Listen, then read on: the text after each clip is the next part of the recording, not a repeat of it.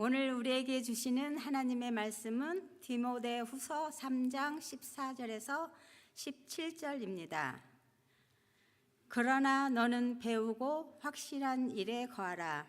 너는 내가 누구에게서 배운 것을 알며 또 어려서부터 성경을 알았나니 성경은 능히 너로 하여금 그리스도 예수 안에 있는 믿음으로 말미암아 구원에 이르는 지혜가 있게 하느니라. 모든 성경은 하나님의 감동으로 된 것으로 교훈과 책망과 바르게 함과 의로 교육하기에 유익하니 이는 하나님의 사람으로 온전하게 하며 모든 선한 일을 행할 능력을 갖추게 하려 함이라. 이는 우리에게 주시는 하나님의 말씀입니다. 주님 감사합니다.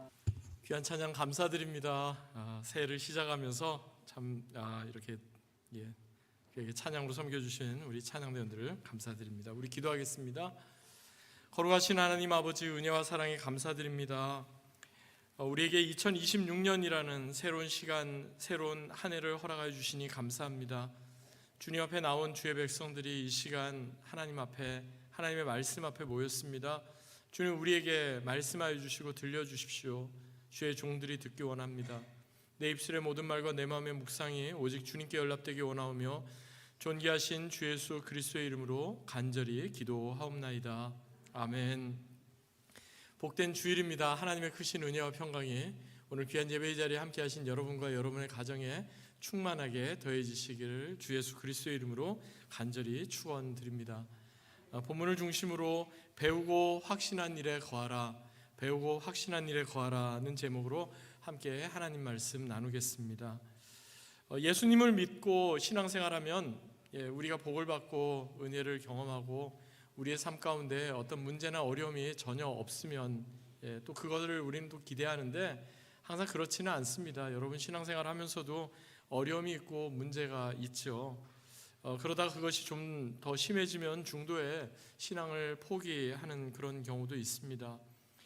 중도의 신앙을 포기할 만큼 너무나 어렵고 힘든 상황을 겪는 경우도 있지만 사실 내가 기대했던 것만큼 신앙생활을 해도 그것이 충족되지 않는다, 만족스럽지 않다, 그래서 신앙생활을 중도에 포기하는 경우도 주변에 제법 많이 있습니다.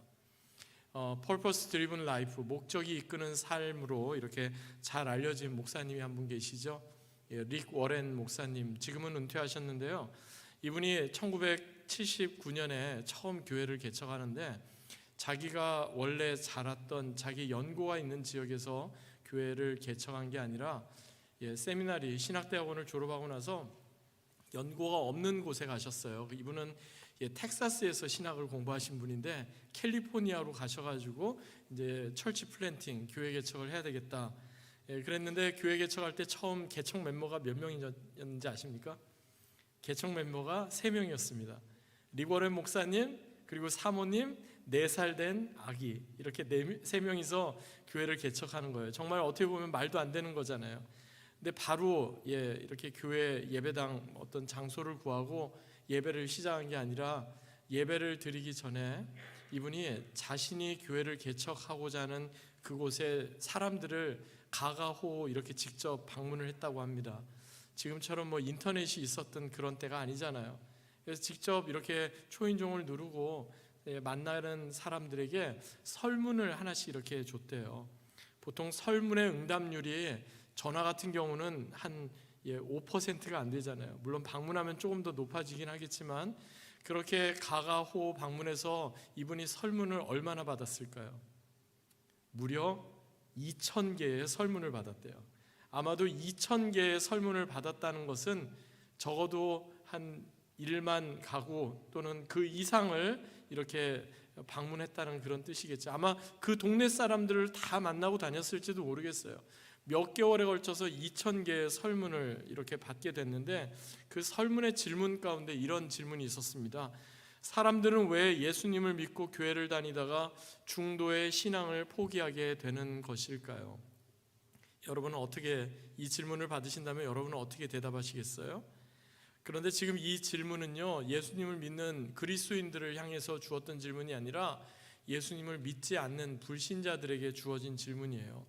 뭐 질문에 답이 여러 가지가 많이 나왔는데 그 많은 질문의 대답 가운데 중요한 것들을 몇 가지로 이렇게 간추려 보니까 크게 한 5가지로 이렇게 구분을 지을 수가 있었대요. 첫 번째는 나의 믿음이 성장하지 않는다. 믿음이 성장하지 않는다고 생각해서 교회를 더 이상 안 다닌다는 거예요. 두 번째는 나의 이야기를 들어주지 않는다. 그리고 세 번째는 나의 존재를 인정해 주지 않는다. 네 번째는 교회에서 나는 별다른 소속감을 느끼지 못한다. 다섯 번째는 교회가 재정에 대해서, 돈에 대해서 너무 자주 언급한다. 뭐 새롭게 들리는 내용은 없죠. 근데 아마 두 번째부터 5번째까지 내용들, 내 이야기를 별로 들어주지 않는다, 존재를 인정해 주지 않는다, 소속감을 많이 느끼지 못한다, 교회가 재정에 대해서 너무 자주 언급한다 하는 것은요, 교회 공동체의 리더십과 그리고 교회 공동체에 속해 있는 사람들이 우리 이 부분을 좀 개선합시다, 이 부분을 좀 새롭게 하십시다, 노력하면 얼마든지 개선될 수 있는 부분이에요. 그런데 나의 믿음이 성장하지 않는다, 이것은요 여러분, 우리가 노력한다고 해서 또는 목회자나 우리 당회 장로님들이나 권사님들이나 교회에서 아무리 우리가 뭔가를 이렇게 한다고 해서 이게 쉽게 달라지기 어려운 그런 내용임을 여러분도 아실 겁니다. 예수님을 믿고 우리가 하나님의 자녀가 되었다면 자연스럽게 믿음도 성장하고 영적으로 더 깊어지고 주님을 더 알아가야 하는 것이 맞잖아요. 그런데 그러지 못하는 경우가 분명히 있다는 겁니다. 그렇게 되면 어떻게 될까요? 처음에는 이게 내가 부족해서 그렇구나, 더 내가 열심히 교회 예배도 출석하고 말씀도 열심히 듣고 말씀 묵상도 하고 기도도 열심히 하면 내 믿음이 성장하겠구나 생각해서 그렇게 해요. 그런데도 믿음이 성장하지 않으면 어떻게 될까요? 그때부터는 나에게 문제가 있는 게 아니구나라고 생각하는 거죠. 외부로부터 문제를 찾습니다. 목사님이 주시는 말씀이 나에게 별로 은혜가 안 되는구나, 아니면 우리 교회의 어떤 소그룹 구역에서 내가 별로 이렇게 도움을 받지 못하는구나. 그러다 보니까 이제 예를 들어 우리 교회가 아니라 다른 교회로 옮겨가게 되면은 믿음이 더 성장할 수 있겠구나 이렇게 생각하는 사람들도 있고요. 그나마 그 정도는 좀 나은 건데, 뭐 예수 믿어도 소용없다, 믿는 거나 믿지 않는 거나 그게 그거다, 이제 이렇게 생각하게 되면 결국에 신앙에서 점점 멀어지게 되는 것이죠. 여러분, 믿음은요 전적으로 하나님께 달려있다, 누가 이렇게 이야기를 한다면 그 말에 여러분 수긍하시겠어요? 전적으로 믿음은 하나님께서 우리에게 주시는 선물이 맞아요. 그런데 믿음은 하나님께 달려있지만 동시에 우리에게도 달려있어요. 왜냐하면 예수님께서도 그렇게 말씀하셨어요. 믿음이 성장하기 위한 그 토양을 가꾸는 것은 누구의 책임이다?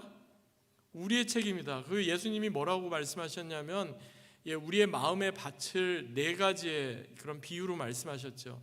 길가밭, 돌짝밭, 가시떨기밭, 그리고 옥토.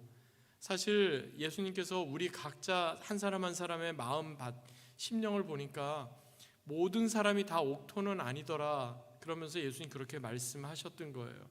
오늘 본문이 어떻게 보면요, 우리가 어떻게 우리의 마음의 밭을 가꿀 수가 있는지, 어떻게 우리가 믿음이 성장하지 않는다 했을 때 그것이 다른 외부에서 문제가 아니라 바로 내가 내 자신의 마음의 밭을 가꾸지 못한 문제입니다 하는 것을 깨닫고 우리가 마음의 밭을 가꿀 수 있는지 그것을 우리에게 전해주고 있다고 하겠습니다. 오늘 본문 시작되는 14절 말씀 한번 보실까요? 오늘 본문 14절 우리 같이 한번 읽어보겠습니다.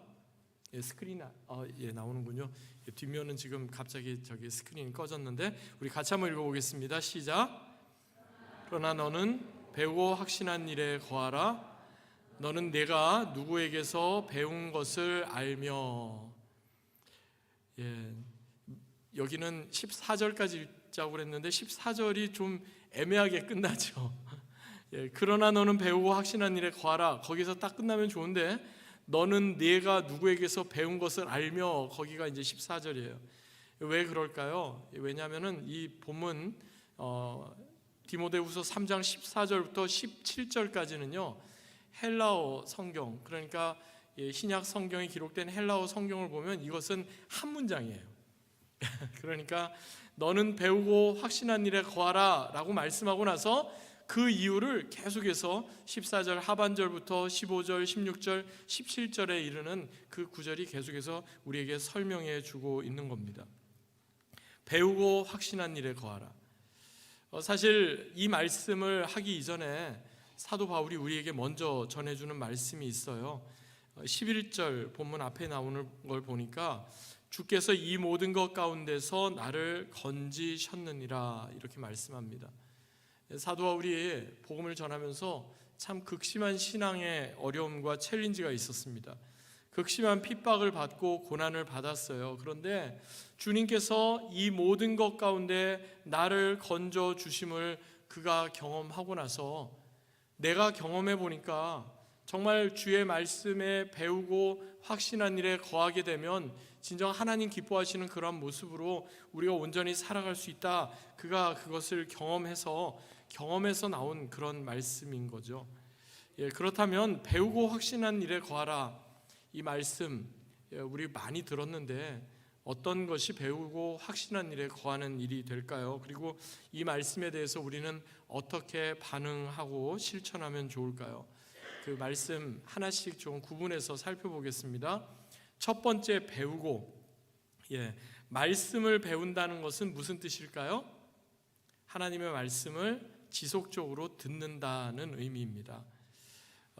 말씀을 배운다라고 하니까 설교 잘 듣고 또 성경 공부 열심히 하고 그런 어떤 러닝에 대해서만 우리가 생각하게 되는데 사실은 말씀을 배운다는 것은 지속적으로 그 말씀을 우리가 듣는다는 그런 뜻입니다. 세상의 진리는요, 요즘은 특별히 이것이 진리입니다, 이것이 옳습니다 그러면 사람들이 그런 사람하고 가까이 하려고 안 합니다. 왜냐하면 너도 옳고 나도 옳고 너도 틀릴 수 있고 나도 틀릴 수 있고 그렇게 해야 사람들은 그렇지 저 사람은 좀 말이 통하는 사람이지 이렇게 하지 이것이 옳은 진리입니다 이렇게 말하면 저 사람은 좀 가까이 하면 어렵겠구나 이렇게 생각을 한다는 겁니다. 왜냐하면 우리가 사는 세상이 다원주의적이고 상대주의적인 것이 거의 대세를 이루고 있기 때문입니다.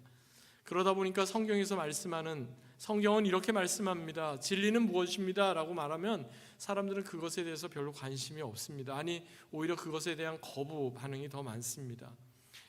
그런데요, 성경은요 세상에서 말하는 것처럼 보편적이고 합리적이고 민주적이고 다수의 사람들이 공감하는 그것을 가리켜서 진리다 이렇게 말씀하지 않는다는 사실입니다. 성경에서 전하는 진리의 기준은 오직 한 가지입니다. 바로 예수 그리스도. 예수 그리스도를 따르느냐 그렇지 않느냐 그게 진리를 가늠하는 그 기준, 판단의 기준이 됩니다. 왜냐하면 예수님께서 그 유명한 요한복음 14장 6절에 이렇게 말씀하셨죠. 내가 곧 길이요 진리요 생명이다 이렇게 말씀하셨습니다. 내가 곧 길이요 진리요 생명이니 나로 말미암지 않고는 아버지께로 올 자가 없다. 예수님 그렇게 말씀하셨습니다. 여러분 이처럼 진리 대신 예수님을 배울 수 있는 곳이 어디입니까? 배울 수 있는 곳이 교회밖에 없습니다. 진리 대신 예수님을 우리가 배울 수 있는 것이 하나님의 말씀인 성경밖에 없습니다. 그래서 하나님의 말씀인 성경을 배운다는 것은 그냥 성경 공부 열심히 한다 정도가 아니라 지속적으로 말씀을 듣는다는 겁니다. 그 말씀을 기다린다는 겁니다. 그 말씀을 묵상한다는 거고요. 그리고 그 말씀 안에 머문다는 것입니다. 저는 이렇게 좀 설명드리고 싶어요. 하나님의 말씀이 우리에게 들려지도록 이렇게 제가 말씀드리고 싶습니다. 하나님의 말씀이 저와 여러분에게 들려지는 것, 그게 바로 말씀을 배우는 겁니다. 이 자리에 지금 예배 가운데 나오셔서 예배 드리시는 분 중에도 말씀이 들려지는 분이 계시고 말씀이 들려지지 않는 분도 계실 거예요. 말씀이 우리에게 들려져야 합니다. 말씀이 들려져야 그 말씀이 우리 가운데 하나님의 말씀으로 자리 잡을 수가 있는 것입니다. 이것은 믿음도 마찬가지입니다. 보통 우리 믿음이라고 이야기하면은 내가 믿는 내가 어떤 걸 결단하는 그런 걸 많이 생각하지만 사실 믿음은요, 믿어지는 겁니다. 믿겠다고 내가 노력하고 결단해서 믿음을 갖는 게 아니라 믿어지는 거잖아요. 말씀도 마찬가지입니다. 말씀이 들려지는 그런 역사가 있기를 간절히 소원합니다. 그래서 올 한 해 진정 하나님의 말씀을 배우고 그 말씀이 들려지는 귀한 은혜의 역사가 더해지기를 주의 이름으로 간절히 축원합니다. 두 번째로 배우고 확신한다 그랬는데 확신한다는 건 뭘까요? 하나님의 말씀에 대한 믿음뿐만 아니라 이것은 하나님과의 바른 관계를 세운다. 저는 그렇게 말씀드리고 싶습니다. 2000년 전에 소아시아와 지중해 유역으로 굉장히 큰 대제국을 건설했던 사람이 있습니다. 바로 헬라 제국의 알렉산더라는 왕입니다. 알렉산더가 전쟁 중에 이제 병에 걸려서 아주 30대 초반의 젊은 나이에 그가 세상을 떠나기는 했지만 그가 아주 젊은 나이에도 불구하고 참 용맹스럽게 헬라의 그 군대를 이끌고 소아시아 일대를 평정하면서 아주 큰 대제국을 이렇게 건설을 했습니다. 그런데 알렉산더 왕에게 아주 충성되고 훌륭한 주치의 의사가 한 명 있었다고 알려지고 있습니다. 그의 이름이 역사적 기록에 보면 필리포스라는 사람이었는데 오늘날 의사의 그러한 권위 어떤 그러한 것보다 2000년 전에는 의사의 권위가 그렇게 높았던 때는 아닙니다. 조선 시대에 봐도 보통 이제 의사 이렇게 이야기하면은 이제 양반 이렇게 해서 높은 그런 지위 있는 게 아니라 보통 중인 정도 이렇게 있었잖아요. 그런데 알렉산더 왕에게 있어서 자기에게 너무나 충성스러운 그 주치, 그러다 보니까 고관 어떤 대작이나 주변에 있는 그런 높은 관료들에게 중요한 것을 의논하기보다는 자기의 주치였던 필리포스에게 많은 것을 이렇게 물어보고 그렇게 했다고 합니다. 그것을 주변에서 보고 좋게 보지 않았겠죠. 아니 왜 알렉산더 왕은 저 의사 주치 말만 듣느냐 이렇게 생각하지 않았겠어요? 그 중에서 아주 실권을 가지고 있었던 파르메니온이라는 장군이 있었는데 그 사람이 이런 이야기를 합니다. 필리포스가 페르시아 제국의 매수가 되어 왕에게 독을 먹이려고 합니다. 그러면서 그거를 이렇게 해서 블랙메일을 만들어 가지고 왕에게한테 이렇게 보내게 된 거예요. 당연히 그 얘기를 들으면 안 들으니만 못하니까 이제 더 이상 이 주치의는 더 이상 나를 치료하지 못하게 하고 다른 주치의로 이렇게 바꾸자 아마 그렇게 했어야 맞을 것 같은데 그럼에도 불구하고 알렉산더는 계속해서 그 주치의가 처방하는 약을 계속해서 먹고 그 주치의를 계속 그 가까이 곁에 이렇게 두었다고 알려지고 있습니다. 왜 그랬을까요? 아무리 저 사람이 왕을 독살하려고 합니다. 위험한 사람입니다. 라고 말했어도 알렉산더는 그 주치의를 믿는 믿음이 있고 신뢰가 있었기 때문에 그렇습니다. 마찬가지입니다. 하나님과의 믿음이 하나님과의 바른 관계가 세워지게 되면요, 거기서부터 우리는 믿음을 더 견고히 갖게 되고 하나님의 말씀을 확신하게 되는 겁니다. 철저하게 믿고 신뢰하고 또 맡겨드리는 것은 우리의 의지나 결단에 따른 게 아닙니다. 하나님과의 관계에 따른 것입니다. 가령 어떤 사람이 아직까지 나는 믿음이 너무나 부족해, 믿음이 없어 라고 이야기한다면 아직까지 하나님과의 관계가 제대로 세워지지 못했다는 또 다른 반증이 아닌가 생각합니다. 하나님과의 관계가 없는 상태에서 하나님을 믿으려고 하면은 믿는 게 참 곤욕스럽습니다. 교회에 나가도 또 설교를 들어도 그게 과연 그런가라고 의심부터 나게 되는 거죠. 가령 여러분 어떤 사람이 있어요. 관계가 좀 안 좋아요. 나는 저 사람 말하는 건 절대 믿지 못하겠어 라고 누가 이야기한다면 그 사람이 거짓말을 많이 하기 때문에 믿지 못하겠다는 거예요. 그 사람과의 관계가 안 좋기 때문에 그렇게 말하는 거죠. 마찬가지입니다. 하나님과의 관계가 바르게 세워지면 하나님의 말씀에 대한 신뢰를 확신을 더 갖게 되는 겁니다. 그리고 우리의 삶 가운데 우리가 하나님께 구하고 간구하는 모든 것, 그거 하나님 앞에서 하나님께서 반드시 이루어질 것에 대한 확신을 갖게 됩니다. 오늘 본문 앞에 나오는 6절, 7절 보니까 하나님과의 관계는 제대로 세워지지 않았는데 열심히 뭔가를 배우고 열심히 뭔가를 이렇게 노력했던 사람을 이렇게 표현합니다. 6절에 보니까 어리석다라고 표현하고요. 7절에 보니까 항상 배우나 끝내 지식에 이를 수 없다 이렇게 말합니다. 여러분, 올 한 해 저는 하나님의 말씀 열심히 배우기 원합니다. 그런데 7절에 나온 것처럼 항상 배우나 마침내 진리의 지식에 이르지 못하는 그런 어리석음이 우리 가운데 없기 바랍니다. 우리에게 있어서 중요한 것은 바른 관계를 세우며 하나님께서 주신 말씀을 배워 나가는 것이기 때문입니다. 마지막 세 번째로 배우고 확신한 일에 거하라 그랬는데, 거한다는 것은 뭘까요? 말씀 안에 계속해서 머무는 것이고 말씀으로 계속해서 되돌아온다 하는 겁니다. 본문 17절 보시겠습니다. 오늘 본문 17절 마지막 절인데 우리 같이 한번 읽어보겠습니다. 시작. 이는 하나님의 사람으로 온전하게 하며 모든 선한 일을 행할 능력을 갖추게 하려 함이라. 아멘. 여기 보니까 하나님의 말씀을 배우고 확신하고 그 안에 거해야 하는 그 구체적인 이유 그리고 구체적인 목적이 분명히 나와 있죠. 한마디로 하나님의 사람으로 온전케 되기 위함이다 하는 거예요. 우리가 온전하게 되는 길이 다른 데 있지 않았습니다. 하나님의 말씀을 배우고 그 말씀을 확신하고 그 말씀 거하는 그 사람이 온전한 사람이 될 수 있다는 겁니다. 만약 우리가 믿음 따로 삶 따로라면, 교회 안에서의 신앙 따로 교회 바깥에서 보여주는 모습 생활이 따로 이렇게 달라진다면 여러분, 그것은 뭔가 문제가 있는, 우리의 신앙에 우리의 믿음에 문제가 있다는 또 다른 단적인 예가 아니겠습니까? 제가 이른비 예배 때도 제가 여쭤봤었는데, 여러분, 말씀대로 사는 것이 쉽습니까? 어렵습니까? 대답이 갈리시네요.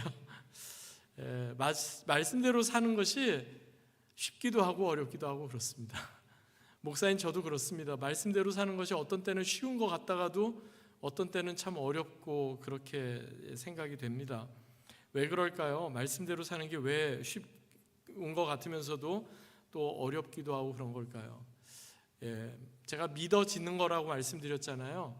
말씀도 들려지는 거라고 말씀드렸잖아요. 말씀대로 사는 것도요, 살아지는 것이 되면 쉽습니다.